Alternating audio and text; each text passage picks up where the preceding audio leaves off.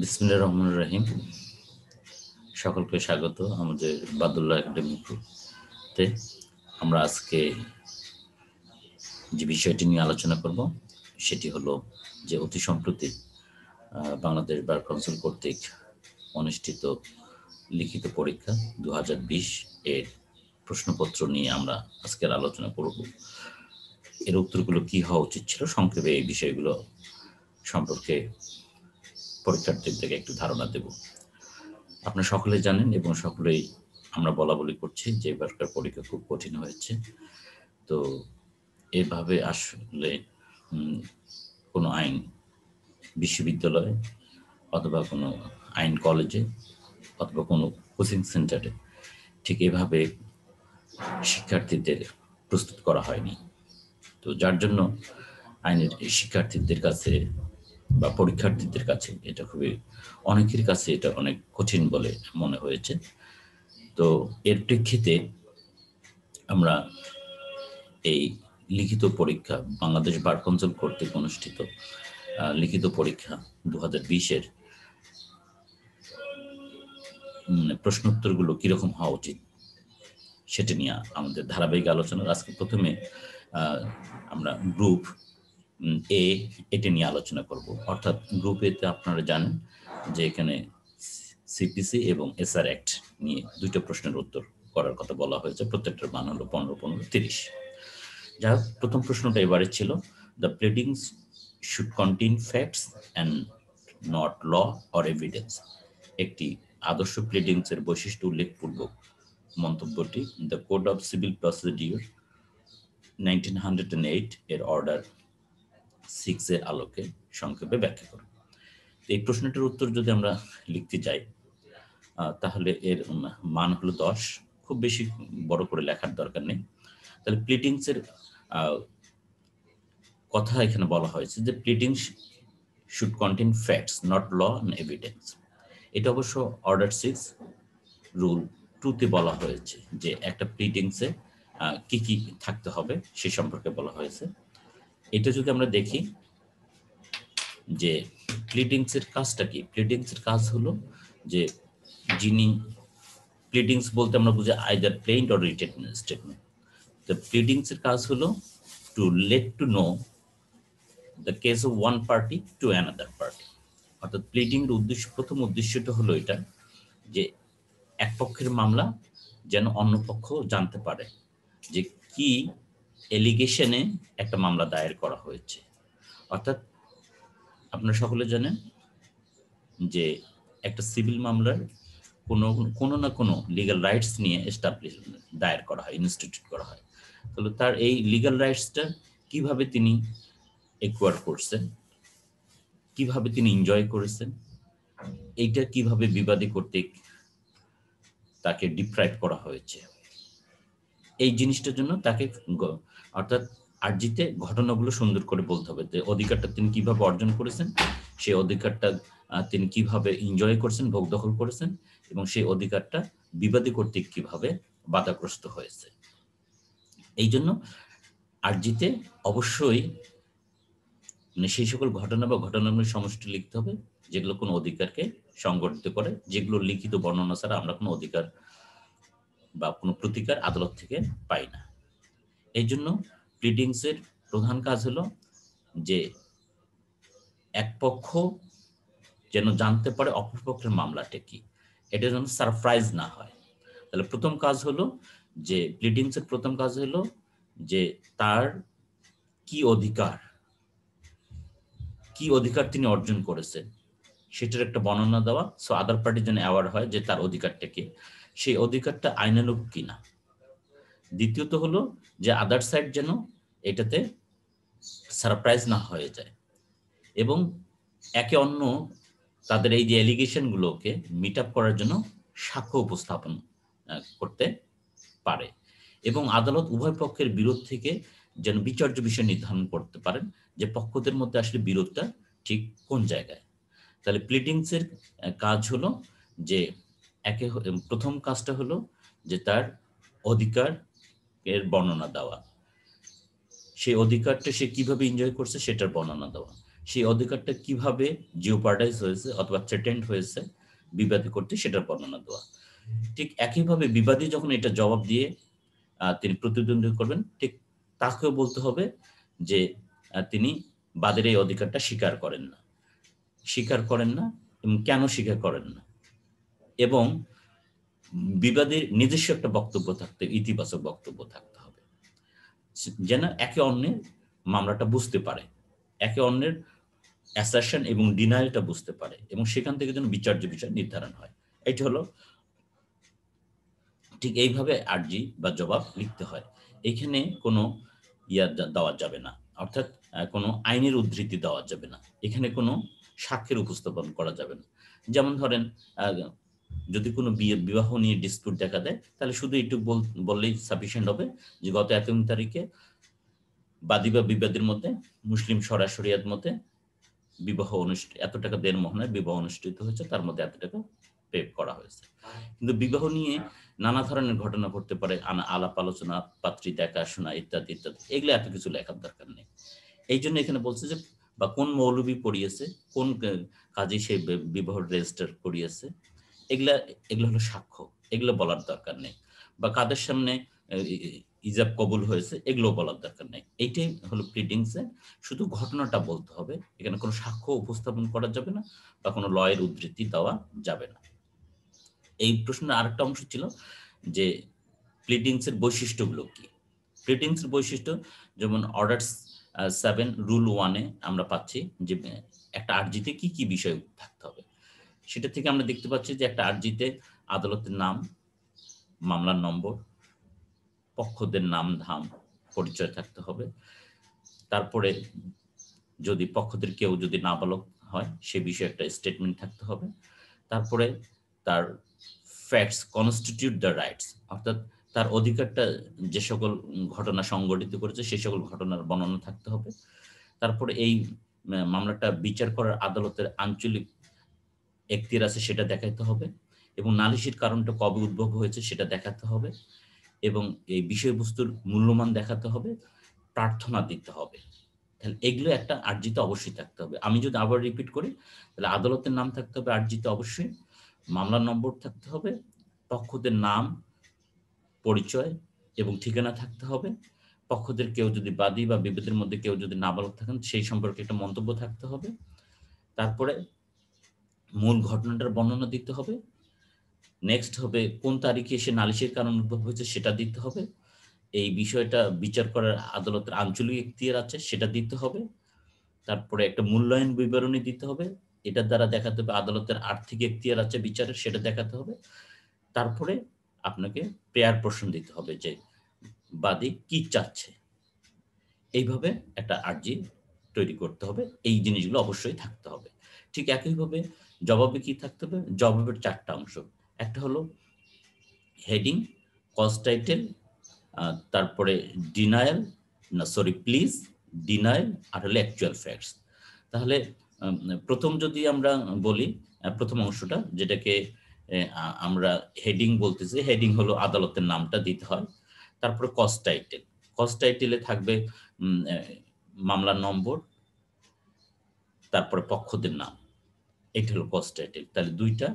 তারপরে হলো প্লিজ থাকতে হবে। প্লিজ মানে কি, যে জবাবে অবশ্যই প্লিজ থাকতে হবে। প্লিজ হলো যে যিনি জবাব দিচ্ছেন এই আর্জিতে কি ভুল ত্রুটি আছে, কি লেখনা আছে, সেই জিনিসগুলো তুলে ধরতে হবে, সেটাকে প্লিজ বলে, একাধিক প্যারায় তুলে ধরতে হবে।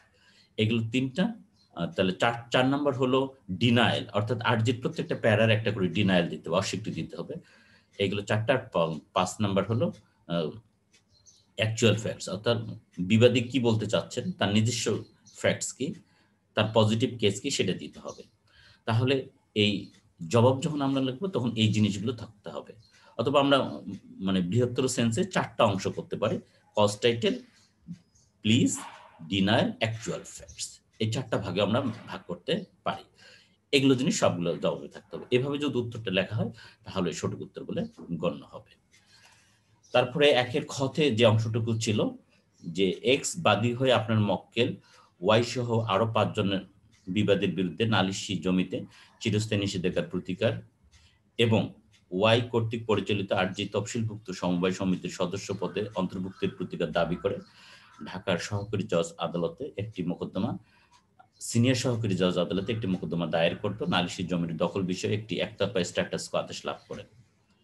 আপনি জানেন যে সমবায় সমিতি সংক্রান্ত মোকদ্দমা উক্ত আদালতের বিচারিক এখতিয়ার বহির্ভূত।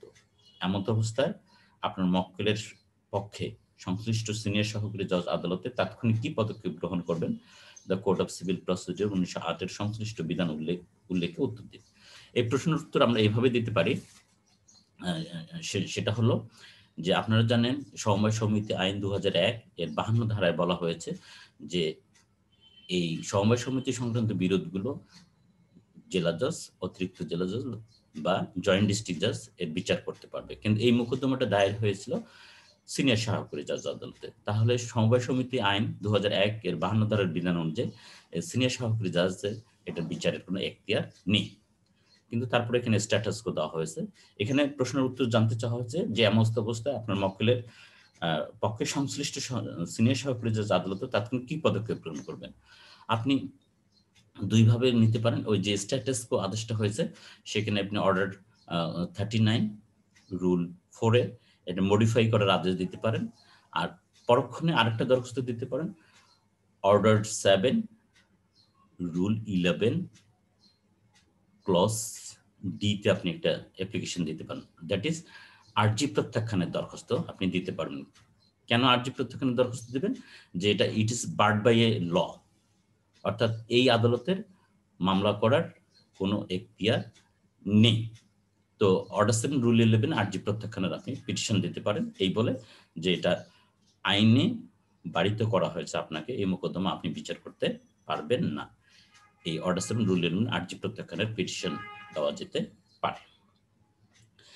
2 নম্বর প্রশ্নটা ছিল গ্রুপ এ তে, সেটা হলো 2 এর ক তে এরকম বলা ছিল court shall not pass x party order of an add interim injunction without hearing the opposite party. The code of civil procedure 1908 এর অর্ডার 39 রুল 5 এর আলোকে মন্তব্যটি ব্যাখ্যা করুন।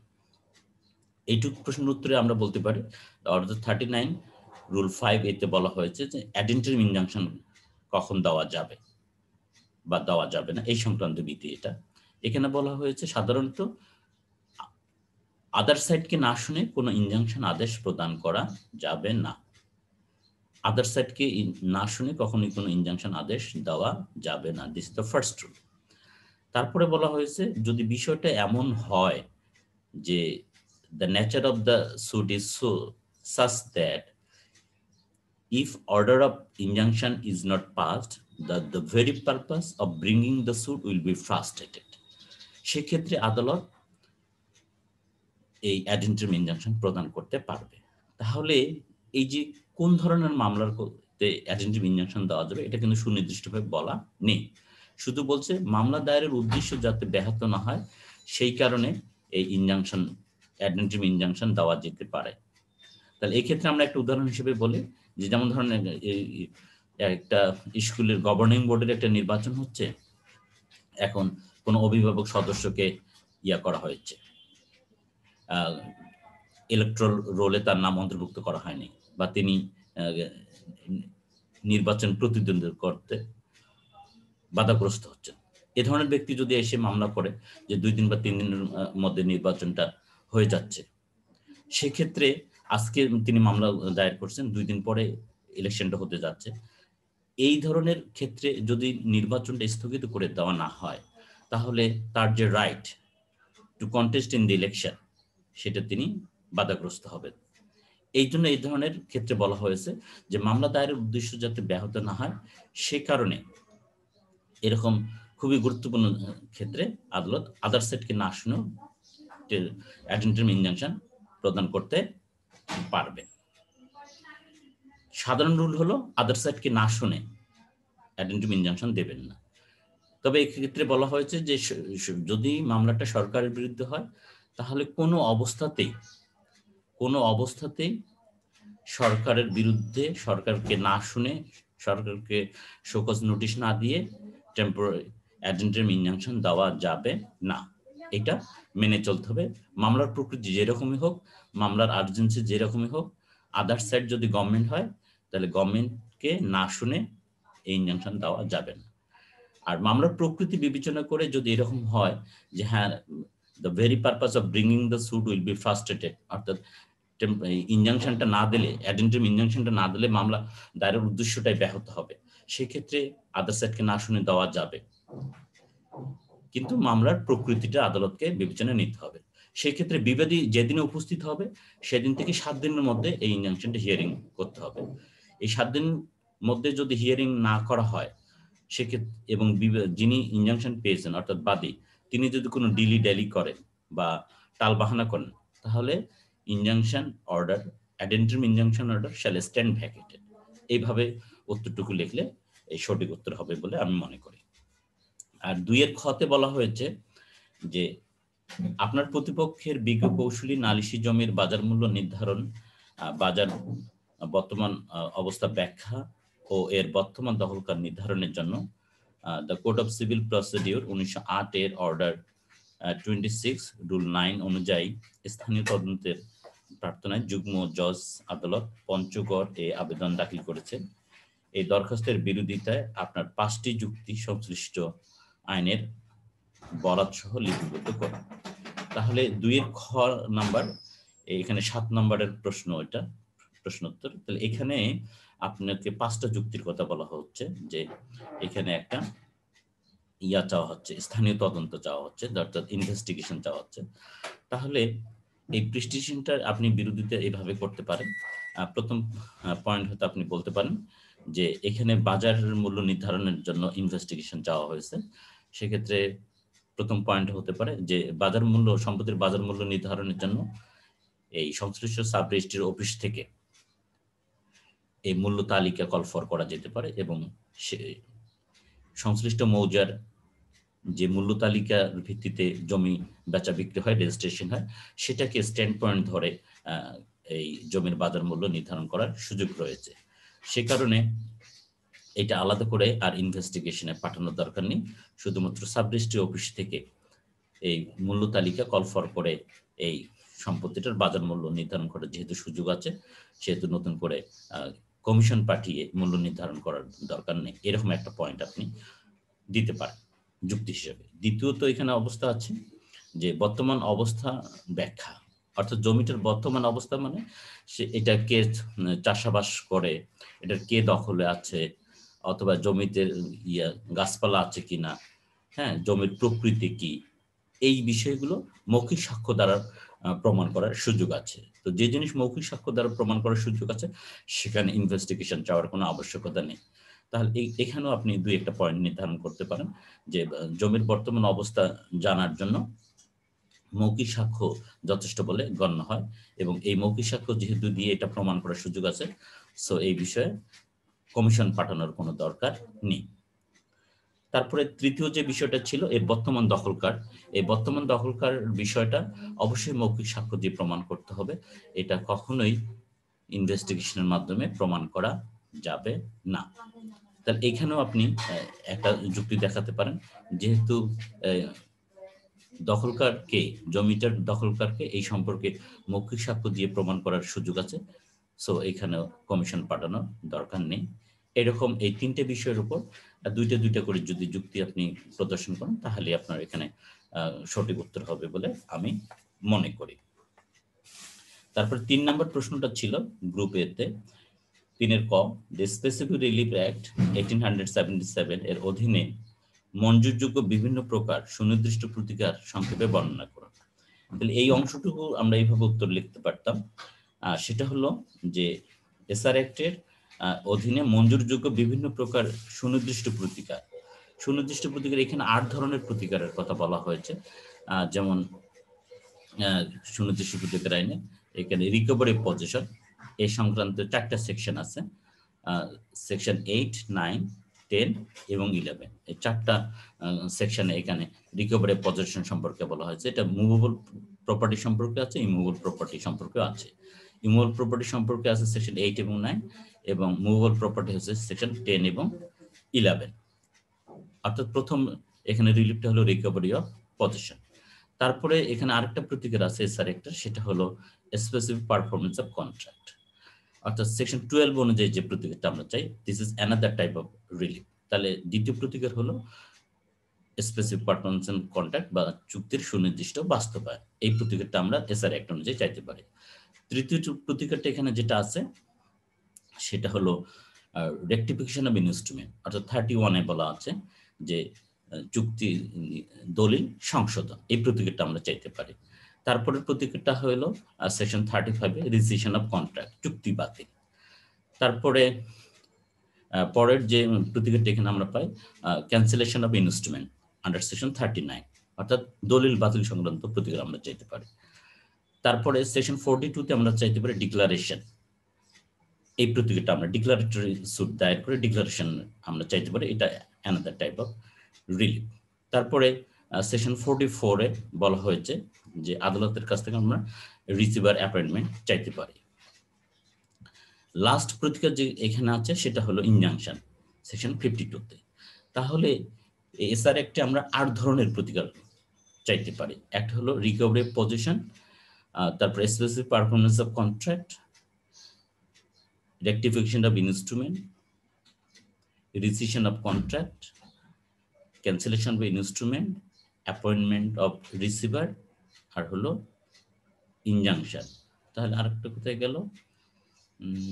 recovery of possession, specific performance of contract, rescission of rectification of instrument, rescission of contract, cancellation of instrument, appointing receiver, আর হলো injunction. কিন্তু প্রতিকার তো এখানে 8টা, আরেকটা প্রতিকার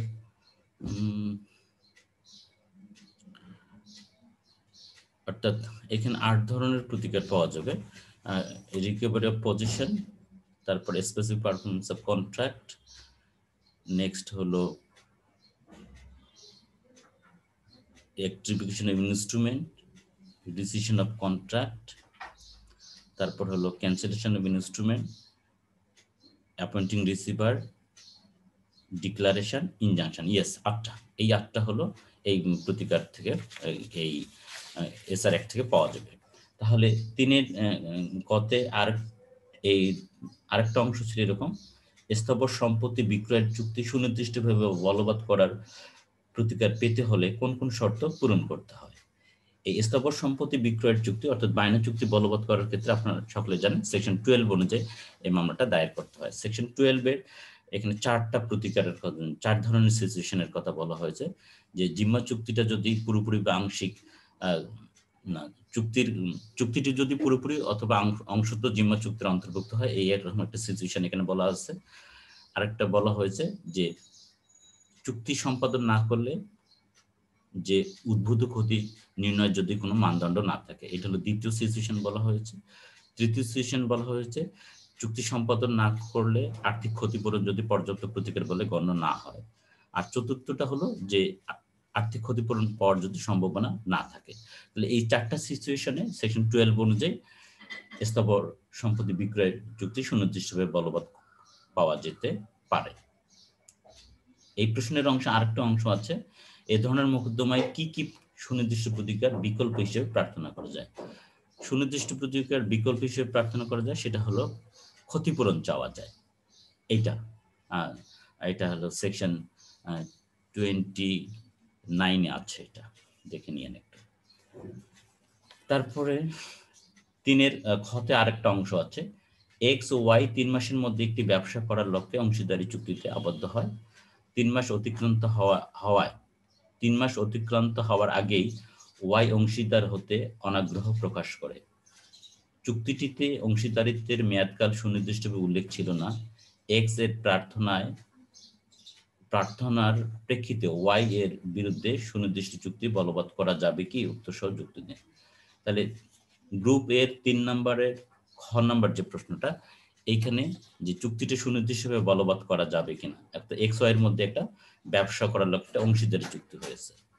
তাহলে এই প্রশ্নটার উত্তর এরকম হবে যে এই চুক্তিটা সুনির্দিষ্ট বলবৎ করা যাবে না। কেন বলবৎ করা যাবে না? এটা এসআর অ্যাক্টের সেকশন 21 ক্লজ ডি তে এই ধরনের চুক্তির কথা বলা আছে, যে যে চুক্তি প্রকৃতিগতভাবে প্রত্যাহারযোগ্য সেই চুক্তি সুনির্দিষ্ট বলবৎ করা যাবে না। এখানে এক্স এবং ওয়াই এর মধ্যে যে চুক্তিটা হয়েছে এটা কোনো সুনির্দিষ্ট ছিল না, কারণ এখানে কোনো ডেট নেই কবে থেকে তারা ব্যবসা করবে, তাদের মধ্যে পেইড আপ ক্যাপিটাল কি হবে, তাদের মধ্যে প্রফিট শেয়ারিং কিভাবে হবে, লস কিভাবে হবে, শেয়ারিং কিভাবে হবে ইত্যাদি। এই চুক্তিটা সুনির্দিষ্ট না, এই জন্য এই চুক্তিটা সুনির্দিষ্টভাবে বলবৎ করা যাবে না। তো ডিয়ার ভিউয়ার্স, আমরা এর পরবর্তীতে এই বার রিটেন এক্সাম 2020 এর অন্যান্য গ্রুপগুলোর প্রশ্নোত্তর নিয়ে আপনাদের সামনে হাজির হব। আজকে এ পর্যন্তই। আপনারা এই বাদল্য একাডেমির সঙ্গে থাকবেন এবং বাদল্য একাডেমি সবসময় আপনাদের বার কাউন্সিলের এমসিকিউ এবং রিটেন এক্সাম নিয়ে বিভিন্ন ধরনের কোর্স করে থাকে। আপনাদের সহযোগিতার জন্য বাদল্য একাডেমিকে আপনারা পাশে পেতে পারেন। ধন্যবাদ। খোদা হাফেজ।